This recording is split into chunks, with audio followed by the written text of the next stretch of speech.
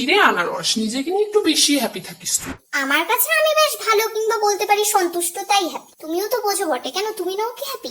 না, আমি অনেকটাই ভেবেচিন্তে বুঝতে পারলাম খুব ভালো করে জানার দরকার এই বিষয়। হ্যাঁ অবশ্যই, কোনো বিষয়ে যা আমাদের জীবনের সাথে অবিচ্ছেদ্যভাবে জড়িত তাকে ভালো করে জানাই কর্তব্য। না ভেবে ওসব কথা কিন্তু বলতে আসি, বেশ ভালো আছি।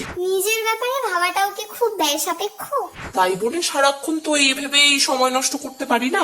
সারাটা দিন রাত ধরে সময় দিয়ে ভাবতে কে বলেছে? শুধুমাত্র একটুখানি সময়, 5 মিনিট কিংবা 2 মিনিটও তো নিজেকে ভাবা যায়, নিজেকে নিয়ে মেতে ওঠা যায় কোনো অজানা কারণে। এই ব্যস্ততার সময় মাপকাঠিতে এই নিজের জন্য 2 মিনিটও বের করে ভাবা দুঃসাধ্য। অন্যের জন্য পিএনপিসি করার বেলায় খুব সময় বের করে আমরা উজাড় করে দিই, যখন আর নিজের জন্য সময় বের করার কথা ওঠে তখন আর পেরে উঠতে পারি না।